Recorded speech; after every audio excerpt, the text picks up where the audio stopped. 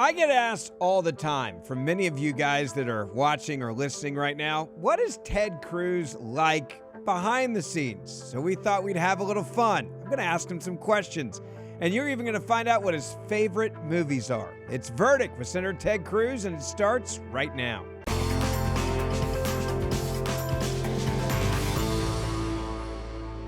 Senator, we're going to have a little fun. I get asked all the time when I'm all over the country. It happened this last week in New York. So what is Ted Cruz really like behind the scenes?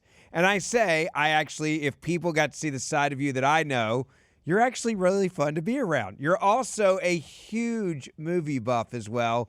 And so I'm going to ask some fun questions just to kind of let people know behind the curtain who you really are. So let's start with this. What is the last thing you watched on a plane?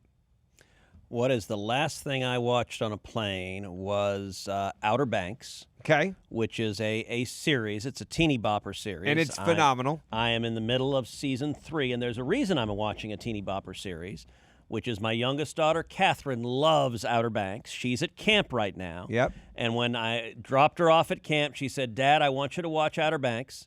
And I want you to write to me in letters and tell me what you think as the season's progressing." And so I've been regularly, I write to her about every couple of days, and I tell her, okay, here's where I am. I'm at this point. This character just died. Who's your favorite character? JB. Yeah, John mine B. too. No doubt about it. So she asked me that. I'm a little troubled. Her favorite character is JJ, who is kind of a, look, yeah. I guess if you're a 13-year-old girl, he's always doing the dumbest thing imaginable, but he's kind of a, I like John B. John B is a good character. It's such a fun show. So when you were growing up, what was it that you were watching? High school, college? By the way, spoiler alert, I apologize if you haven't seen it. I'm going to give a spoiler alert right now. So ready. Just fast forward through this if you don't want a spoiler alert. But in season 2, when Ward is blown up, I knew Ward was not blown up, and so I wrote her. I said, yeah, Ward just died. I'm very confident he's alive, and I remembered they keep scuba gear in the boat. He got in the scuba gear, and then like 7 episodes later. It's like Encyclopedia Brown books. Remember those? There you got go. to figure it out, and you're like, they got to keep this. They got to keep the series going. So I felt pretty good that I was at least a step ahead of the teeny bopper series. I like that. So what were you watching in high school? Like, what were your favorite shows? What was your favorite movie? So look, I love movies. My parents love movies. Like we would, this is what we do. So every holiday, every Thanksgiving, every Christmas, my family would go out and watch movies. Is Die Hard a Christmas movie? Of course it is. Okay, good. Absolutely, yes. There's only one right answer. Okay, good. Die Hard is absolutely a Christmas movie. But we would go out and do movies when I was a kid. When I was like 8, 9 years old, my dad would drop me off at the theater all Saturday. And I'd watch like 5 movies. I'd go from one theater to the next, and just watch everything there. We all love movies. So what I've done today for this show is I put together a list of 25 movies. Now, this is not exclusive. This is not the only 25 movies I like. And I don't even know that it's my 25 favorite, but it's 25 awesome movies, which if you haven't watched, I recommend you watch. You will enjoy them. You will laugh. You will be moved. You will get good things from them. So let's go through the 25. Well, I got to ask one more question for you, 25. What movie have you watched the most in your life over and over again? Well, that actually happens to be number 1 on the list. I knew it. I like this. So my favorite movie of all time is The Princess Bride. Really? I love The Princess Bride. Why? I think every character in it is exquisite. Every line from every character is fantastic.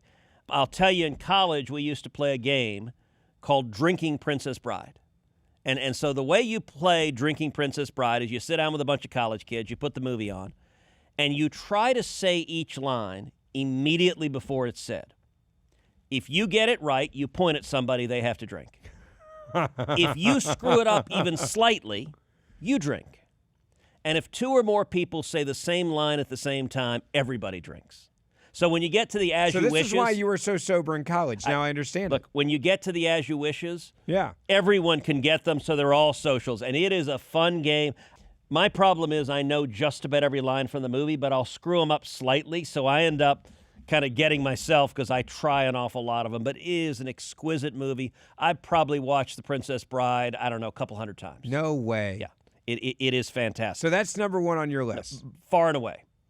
Number 2 on my list is the Godfather saga. Couldn't agree with you more. One of the best series ever made, period. And I'm not going to break it down between 1, 2, and 3. I even like 3, which is a bit of a heretical idea. I think 3 stands on its own as its own movie the least, that 3 only makes sense in conjunction with 1 and 2. Which is when you're in the club. I kind of like that. Like, you can't fake it and go see number 3 and think, oh, that was incredible. You have to be in it. And look, I quote all of them all the time, from 3. Every time I get out, they keep pulling me back in. I will say it was a little depressing with my team, where I turned, Senate staffers are all children. Your average... We should put that on a T-shirt. Your average Senate staffer is like 23, 24, 25. So things like Godfather quotes, they just don't get. And so I said something. I said, this is the business we have chosen. And like everyone looked at me confused. And I said, okay, and I had like 6 staffers there. I said, all right, do any of you have any idea what I'm saying? They're all like, no. I said, okay, this is Godfather 2. And this is a conversation between Hyman Roth, who is clearly modeled after Meyer Lansky, Hyman Roth and Michael Corleone, and they're down in Miami. And Hyman Roth goes, Michael, I had a friend since childhood. Mo Green was his name. And one day somebody put a bullet in his eye. I did not ask who was responsible. I did not seek retribution. I said, this is the business we have chosen. None of them had any idea what I was talking about. Team building night in the Senate. You should totally bring them in 1, 2, and 3. Just 9 hours. We're going to sit down. This is what you're going to do. That's team building 101. Monday, Tuesday, Thursday, Wednesday. There you go. All right. Favorite line from any of the Godfathers, the best one. Mine's the cannoli. Leave the gun, take the cannoli. Yeah. No brainer. Number 3 on your list. Scarface. Really? Oh, I love me some Scarface. Why? Notice Pacino has 2 spots in my top 3. Here. I like Pacino. Okay, I love crime movies. And look, Scarface, Tony Montana, he's Cuban. I'm Cuban. It's, it is larger than life. I can quote a lot of lines from it. To be honest, I'm not going to, because they're pretty off color, and I'm going to avoid putting out on the podcast some of the language from it. But it is... So crime genre is your thing. And I like Pacino. Yeah, he's amazing. So my favorite TV show is Criminal Minds. I love Criminal Minds. I'm actually shocked by that one, because if there was only one box set I could take with me my whole life, like if I was stuck on a desert island, it'd be West Wing. West Wing is fabulous. I've watched every episode of West Wing. I've watched every episode of Criminal Minds. But Criminal Minds I just find it fascinating. Heidi hates it, by the way. When Criminal Minds is on, she's like, turn that garbage off, because, you've got evil, vicious murderers. I'm like, no, they're the bad guys, though. Yeah. It's all about stopping them. But she just doesn't like that in the house. All right. Number 4, Fletch. Never seen it. You've never seen Fletch? Never okay, in Ben, my life. Go home tonight. What's it about? And watch Fletch. It may be the funniest movie ever made. Really? Chevy Chase plays Irwin Fletcher, an undercover investigative reporter. It is absolutely hysterical. I love Chevy Chase, so that's it's Chevy Chase's best movie. No, much better than Lampoon's Vacation. Much better than, and he's done a ton. I love Chevy Chase, but Fletch is head and shoulders above them all. Grant, who heads up my security detail. Grant and I quote Fletch lines back and forth at each other every week. Really? Put it on the list. Go and watch the movie. I've never seen it. It is spectacular. All right, Fletch, I'm on it. All right, number 5, Amazing Grace.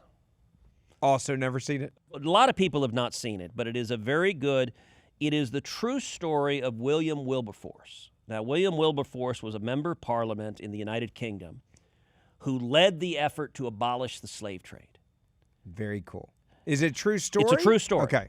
And Wilberforce, so when he started as a young MP, the slave trade was the United Kingdom's single greatest source of revenue. It was their business.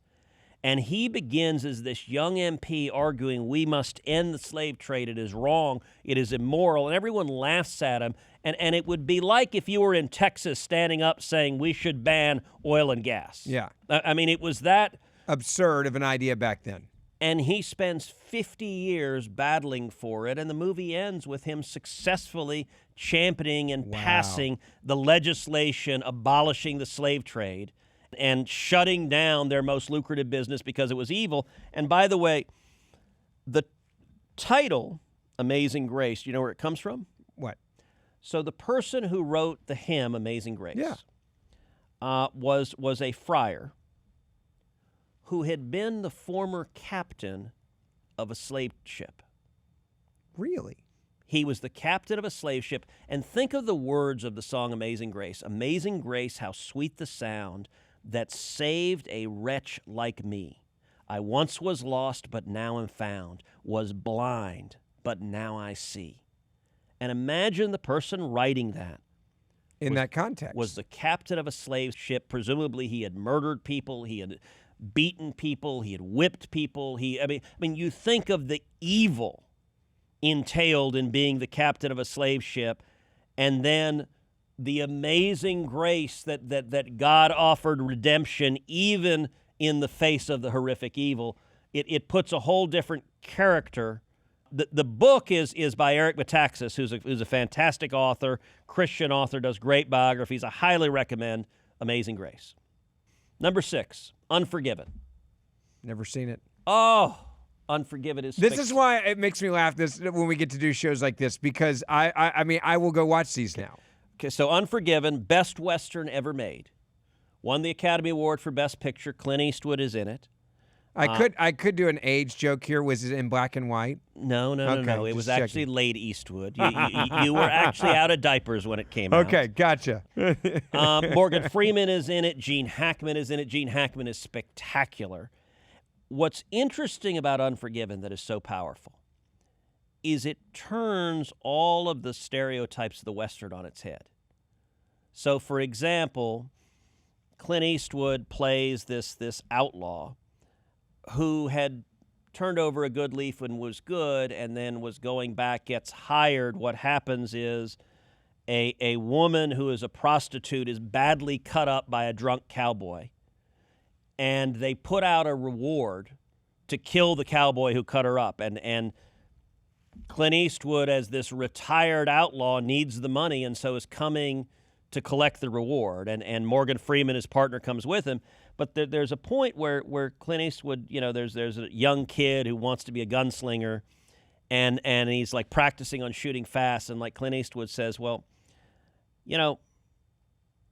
for me, this is about as fast as I can draw my gun, point it, aim at it, pull the trigger, and hit what I'm aiming at.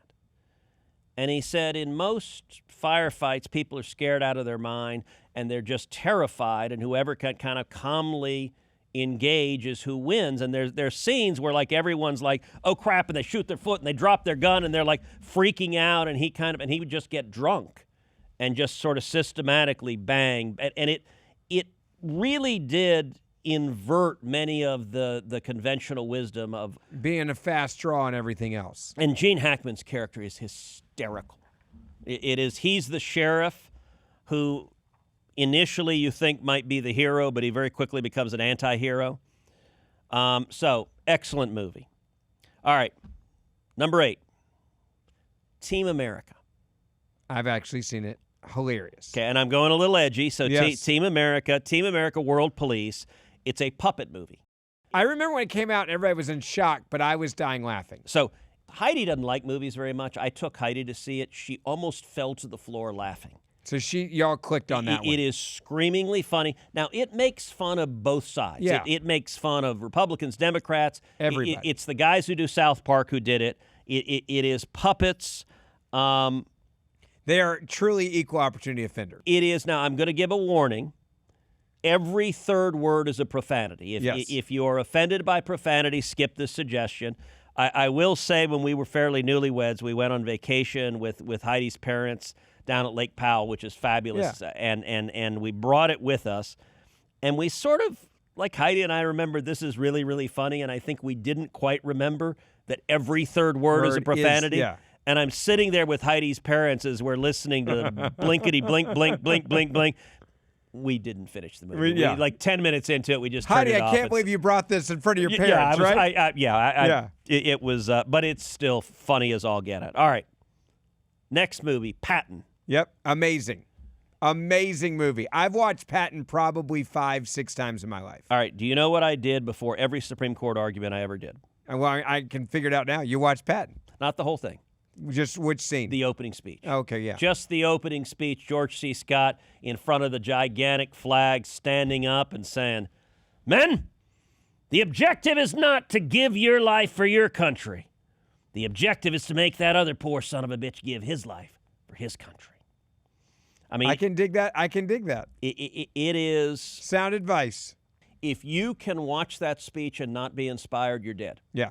Like it is. See, those are my weakness movies. I love true stories. I love good versus evil movies. I absolutely love sports movies as well. But there's always usually a big speech in those. By the way, a buddy of mine collects historical military equipment and clothing and uniforms, and he has Patton's dog tags. No way. And I actually have worn Patton's dog tags. They have rested on my bare chest. And I literally felt like I was ready to pull out a pistol and start shooting at an airplane. Like it made you think about that actually rested right above the heart of Patton. That's incredible. It's pretty wild. That's a good thing to own. All right. Next movie, The Sting. Classic. Have you seen The Sting? No. You've never seen The Sting? I don't even know what it's about. Oh, Benjamin. The Sting, all-time classic. Robert Redford, Paul Newman. They're con men. It is. This is when I could really mess with me. Wait, Newman does something outside of like salsa? Yeah. It is hysterical. It is beautifully done. Go and watch. And what's it about? It's about con men. Okay. And it's worth watching. I probably watched it 100 times. It's no way. Such a good movie. All right. Next movie, Awakenings. Yes. I've seen that. So only once. So Awakenings is fabulous. Robert De Niro. You're a De Niro fan. I like De Niro a lot.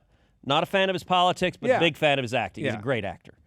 Although as much De Niro got all the acclaim, but I actually thought Robin Williams stole the show. Well, I love Robin Williams, so this is right up my alley. Robin Williams is one of my all-time favorite actors ever. I mean, he's an incredible comedic actor. So you're going to laugh. I was asked the question if you could have dinner with like any 5 people who would be at your table, living or alive or dead. I had Robin Williams for years in my list because I think he's just one of the most brilliant actors and genuinely funny human beings. So when Robin Williams passed, I genuinely cried.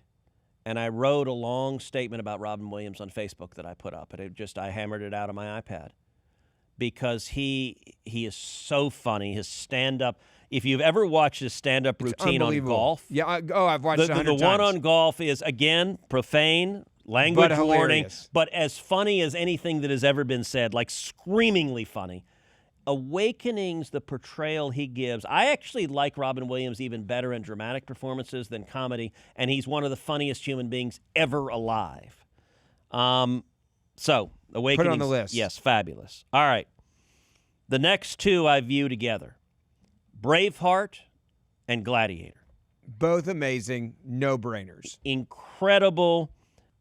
And Mel Gibson, Russell Crowe, right? Yes. Back to back. How can you get that wrong? And both standing and fighting and fighting against oppression, and they're epic movies. Again, if you're not inspired by them, you're dead. Yeah. I will say, Mike Lee, there's an app where you can put yourself, you speaking into an audio clip, and he and I used to send things back and forth, and at the end when Mel Gibson is being executed, he screams, "Freedom!" Yeah. So Mike would send me videos of him screaming to Mel Gibson's voice, "Freedom!" It was pretty powerful. All right, next, Beverly Hills Cop. Hands down, one of the funniest movies ever. Just screamingly funny. Eddie Murphy. So you're going to laugh. I consider that a Christmas movie because it's like days off. I want to watch the classic. I watch that. It is every moment of it. Eddie Murphy remains one of my favorite actors of all times. He's got a new one coming out, a sequel coming out on Amazon. I think it's on Amazon Prime. Did you see that recently? I just saw it this last week. I don't know which one it was, but they were teasing it. Yes, they're doing a Beverly Hills Cop 2. Okay, is that what it is? Or 3. Yeah. But look, the original Beverly Hills Cop is screamingly funny, and I actually have 3 Eddie Murphy movies in a row because I love Eddie Murphy. Beverly Hills Cop, Trading Places, Yes. and Coming to America. So Coming to America was one of the first movies that was like really edgy that I remember like in my adolescence seeing. Hilarious. Again, screamingly funny. And Eddie Murphy and Arsenio Hall, and they play multiple characters and all of the different, in the barber shop when you have Eddie Murphy and Arsenio Hall going back and forth. I mean, it's amazing. And you know what? They probably wouldn't let you make that movie today. No, they would not. No way. It gets racially edgy in a way that like now... the woke world. No, you can't laugh about that. All over that. No, you can't have any of that humor. By the way, you want funny humor. Go back to young Eddie Murphy on SNL when he was like 19 years old. Brilliant and edgy. And just edgy, comedic, like brilliance. I love. He's by far my favorite character ever on SNL was young Eddie Murphy because it was just so funny. I like it. Mine's Farley, by the way. Look, he was great, and he put his whole into it. Yeah, I mean, I also love Fat Man in a little jacket. It's unbelievable. That Man Down by the River. I mean, but I also love like comedy when there's people falling over, and he could do that. His physical comedy was really strong. Was incredible. Yep. All right, next on the list, Wall Street. Yep. Just all-time Gordon Gecko. One of the great all-time classics. By the way, a line that I quote frequently. Gordon Gecko is in the locker room getting cleaned up after playing racquetball, and he turns to Charlie Sheen and he goes, "I'm on the board of the Bronx Zoo. Cost me $1 million. That's the thing about wasps. Love animals. Hate people." There's some insight there. There is some insight there for sure. Hidden Figures. Yes. Wonderful movie. Incredible movie about the African-American female mathematicians who were foundational to America going to the moon. And for me, there are 2 kind of personal reasons why that movie is significant to me. One, it's got to be because of Houston. Well, when we went to see the movie, I took my mother to the movie, I took Heidi to the movie, I took both my daughters to the movie. And it was interesting. My girls, it was the first time they'd seen a movie that had segregation. Yeah. The bathroom is one of the most iconic scenes in that whole movie. And it led to, I had a long conversation with both of them, and they were like, well, why would people have done that? And to talk about segregation and civil rights and just sort of walk through the history of it, it prompted really good conversations with my girls. But secondly, so my mom graduated from Rice in 1956, and she had a math degree. And she went to work as a computer programmer at Shell. She subsequently went to work at the Smithsonian. And you remember the movie Hidden Figures begins with Sputnik being launched and sort of the space race beginning. One of my mother's first assignments at the Smithsonian was to help compute the orbits of Sputnik. And so in front of the girls, I asked my mom, I said, "Mom, you were doing this, and in fact, you were doing it 10 years earlier. You were doing it in the 50s. Hidden Figures is set in the 60s. And I said, how accurate is it?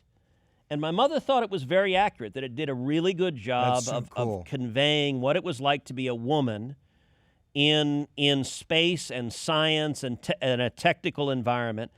And I commented to her, I said, okay, one of the strange things to a more modern ear is that they referred to the women there as computers. Yeah. And we think of a computer as a piece of metal. But they were actually called computers because they were actually doing the math. And my mother started laughing at me, and she said her first job title was computer. That's and when she started at Shell, she had a business card that said Eleanor Dara Computer. No way. And so in response to that, I introduced legislation to rename the street in front of NASA headquarters Hidden Figures Way. And this is actually a really cool story. I introduced that legislation. Before it could pass, and we would have gotten it passed, but a D.C. city councilman saw that legislation and said, you know what, that's a great idea. And the D.C. city councilman introduced it in the D.C. city council. The guy's a Democrat. Yeah. And he got it passed. So the D.C. city council passes it. That's cool. So I went to the street sign dedication, and that is the street sign there. And I was there. I spoke at the dedication. And where is it? It is the headquarters of NASA in D.C. In D.C. Okay, cool. And so NASA, the address of NASA is One Hidden Figures Way. That's awesome. So I spoke at the dedication. The D.C. City Councilman spoke, and he's a Democrat. I'm a Republican. And I told the story of my mom, which was really cool to get to tell. And I said, look, at some level you might say, listen, the street sign's not that big a deal. That one is. But at another level, 50 years from now, 100 years from now, some little girl, some little boy is going to come visit NASA. And they're going to look up and see the street sign, and they're going to say, hey, what does that mean? Yeah. And they're going to hear the story of the pioneering African-American women who were the mathematicians that got us to the moon. And so it's where movies and stories are powerful. Did any of the characters of the movie, did any of them get to come to that? That they did. They had passed by the time we did that, so no. All right, we just got a few more. Schindler's List. One of the hardest movies to watch. Yes. The other one is that I've only watched it one time because I just can't bring myself to watch it again, is Lone Survivor. Those two movies to me are must-sees, but I don't know if it's because I've become a dad and having kids now and watching the kids, I just can't watch them like I used to. So as you know, a couple of weeks ago I was at Normandy for the 80th anniversary of D-Day, and wildly enough I got to meet Steven Spielberg and Tom Hanks, which was really cool. And I had pretty extended conversations with both of them, and they've done, look, their politics are both left of center, but they've done an amazing job really honoring and telling the stories of the greatest generation. Whether Saving Private Ryan, whether Band of Brothers, whether The Pacific. And so we're talking about that, and I was talking with Spielberg about Schindler's List. And just talking with the heroes, the World War II heroes, who almost all say, well, I could have done more. I could have done more, and the real heroes are under those crosses behind us. And I was telling Spielberg, I said, hearing them say that reminds me of the end of Schindler's List, where Oskar Schindler is like, I could have done more. And he looks down at his gold watch. And he said, this watch could have saved 3 more people. 3 more people are dead because I kept my watch. And you think about the heroism of his rescuing Jews from the Nazis and the incredible courage, but at the same time, why didn't I do even more? And that to me is the most beautiful moment of that movie, is the sort of... Did I do enough? Yeah. Okay, I'm going to take a detour to the world of musicals. So I like musicals. Do you like Broadway? I do. I love Broadway. Absolutely. If you go to New York, you would put it on your list to go see a show. I love Broadway, and I'm going to have 4 musicals on here. I'm ready. So number 1 is my father's favorite movie of all time, which is My Fair Lady. Okay. And My Fair Lady is fantastic. I've seen it because of my mom and my sister multiple times. Why can't the English? I've never watched it outside of Teach their children how to speak. Norwegians learn Norwegians. The Greeks are taught their Greek. See, this is why I said this show would be entertaining, because I would have never thought you were a musical guy. Oh, it is spectacular. Favorite Broadway show you've ever been to? I'm going to get to that. Okay, go ahead. I'm going to get to that. So the second one there is Oliver. Yep. Great. Oliver is spectacular. So look, in high school, I was president of the drama club.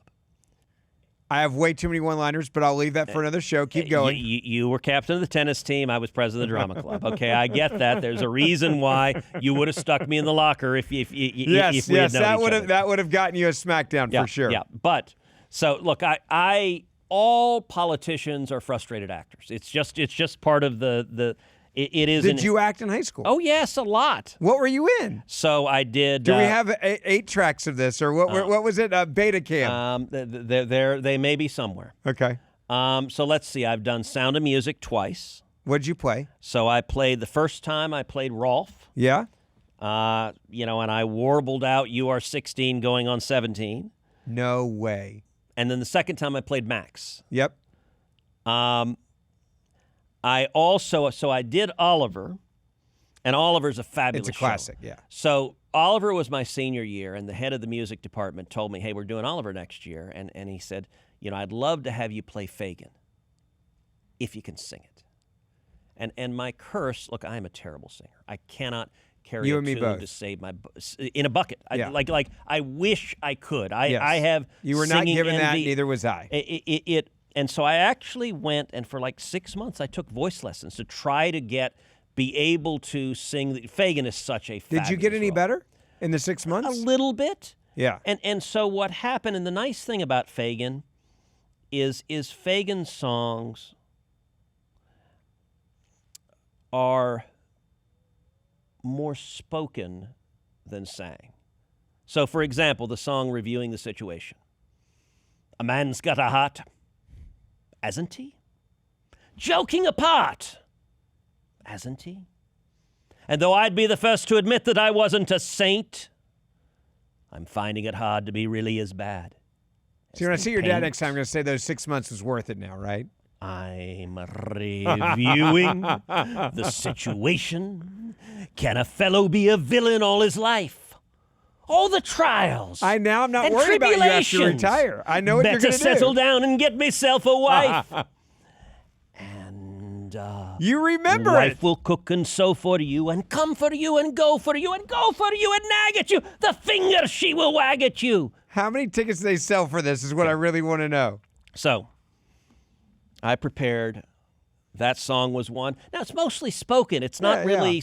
So I could do it marginally competently after 6 months practicing. I did that at the tryout. And then what did he say? And then afterwards, the music director said, "Hey, Ted, stick around." And he went to the piano and he said, "Sing this." And he went, dun, dun, dun, dun. And I went, dun, dun, dun, dun. Yeah. And he did it like 3 times. And he goes, "Okay." I'm like, damn it. Not happening. So I was cast as Bill Sykes. It's the second male lead with no singing. Yeah. It's a fun role. You're the villain. You get to like beat up Oliver Twist and like but I wanted to play your Fagin. I wanted to play that role badly, and I did not get it. All right, 2 more musicals. Hamilton, which is utterly exquisite. I've seen it multiple times. It is brilliant. It is beautiful. It is powerful.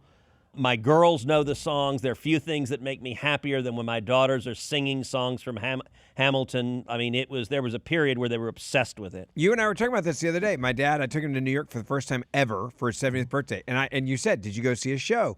And I was like, "Do you want to see Hamilton?" He's like, "I'd rather go to the Yankees game." And then the next night, I was like, I'd rather have a nice meal. I tried hard. I tried to get him to Hamilton. It just wasn't on the list. And then my favorite music of all time is Les Mis. Really? And I love Les Mis. I think. Do you get choked up? Be honest. Because I'm a sucker for those I things. Get I get the lump in the throat. Choked up. Yeah. All right. So what song gets you choked up? Oh, the one the most famous. I'm terrible with it. It's the one that Anne Hathaway does. That's so good. Oh, and she won the Academy Award for it. Every time it gets me. So that is beautiful. I'll tell you the 2 that get me choked up are number 1 when Jean Valjean is saying "Let him live." Yep. And he's looking down and he says, "If I die, that one's incredible. Let me die. Yeah. Let him live." Yeah. And it's a prayer to God to let him live. Every time. I have tears every time. And the other one that gets me is the song "Empty Chairs and Empty Tables" at the end, when everyone has died. And I will confess, at the end of the presidential campaign in 2016, as I walked through the empty campaign office and I saw the empty chairs and empty tables, I heard the refrains of that song. So Les Mis is exquisite. All right.